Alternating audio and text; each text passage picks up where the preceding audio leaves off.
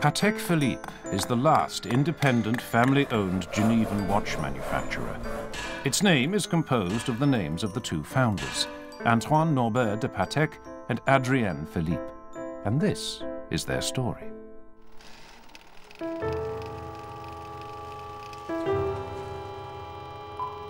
Patek is born on June 6, 1812 in Piaski, a small town in eastern Poland. He is christened Antoine Patek.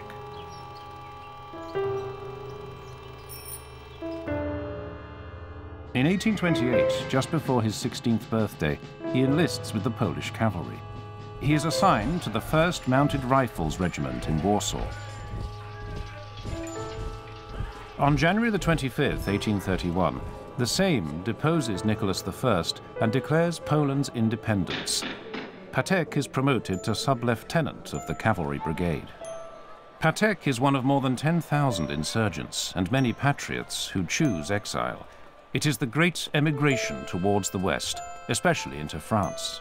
Fleeing through the German states, the Polish exiles are supported by refugee committees. In 1832, Patek is in charge of one of these committees in Bamberg. Patek follows the exodus into France. He takes up residence in Cahors and later in Amiens, where he works as a typographer.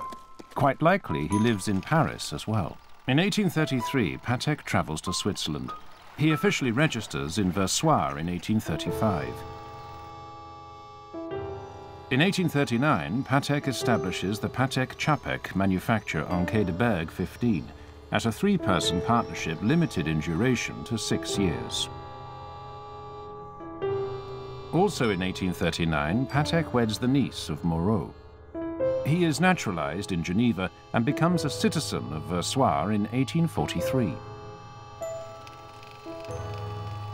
Philippe is born on April 16, 1815 in La Bazoche-Gouet, in the department Eure-et-Loire. He notes, "A town with 2,400 souls, of whom at least half live in the countryside within a radius of an hour on foot." The father, Monsieur Philippe, a trained and skilled watchmaker, teaches his son the elements on which a sound professional education is based. After completion of his apprenticeship, Philippe asks his father for permission to embark on a Tour de France to improve his occupational outlook. Aged 18 and a half, Philippe leaves his family. Nothing is known about the duration and stations of Philippe's journeyman years, except that he never arrives at Besançon, his original destination, and instead stays in Le Havre for 3 years. Destiny lures Philippe abroad for the first time in 1836. He accepts a job in London.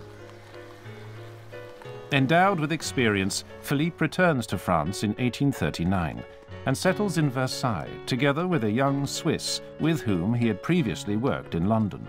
The demand for high-quality timepieces is disappointing. Sluggish business encourages Philippe's quest for a truly innovative idea. A royal court watchmaker suggests it would be good to develop a watch without a winding key. That would be a ray of hope. Philippe starts working on the project right away and soon invents a simple and reliable mechanism for which he submits a patent application. In 1844, he presents his winding system at the Paris Industrial Exposition, but it doesn't achieve the breakthrough he had hoped for. In 1863, he publishes his main treatise, Watches with Keyless Works. In 1839, Patek partners with watchmaker François Chapek for 6 years. Apparently, this joint venture doesn't fulfill Patek's ambitious expectations. His encounter with Philippe coincides with the point in time when the partnership is to be renewed or terminated. In 1844, Patek aims to recruit a good watchmaker. He travels to Paris and learns about Philippe's invention at the French Industrial Exposition. Patek invites Philippe to Geneva as a replacement for Chapek. This is the letter that Philippe receives in Paris on April 9, 1845. "Monsieur, you no doubt received my letter yesterday. Until my previous partner has coped with his new situation, he should be convinced that I am associating myself with one of the most venerable and respected establishments in Paris. No one in Geneva should know who you are. So, for the coachman, You are Monsieur Adrien. Disembark at the gates of Geneva and enter the city through the main gate or across the small suspension bridge. Do not pretend to be a voyager. Go directly to Madame Patek, Quai de Berg, number 15 on the first floor, and announce yourself as Monsieur Adrien. Until then, stay in good health. Come quickly. I shake your hand. Signed, Patek.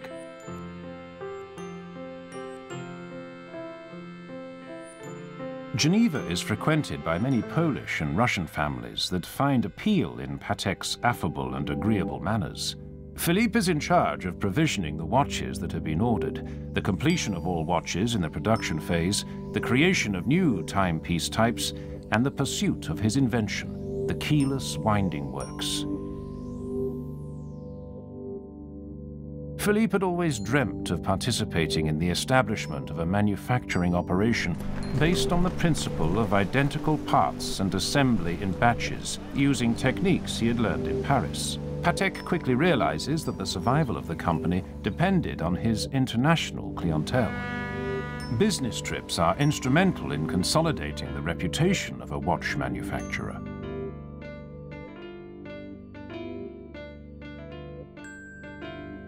In 1851, Patek and Philippe go to London separately to attend the great exhibition of the works of industry of all nations. At the event, Queen Victoria purchases 2 watches, one for herself and one for Albert.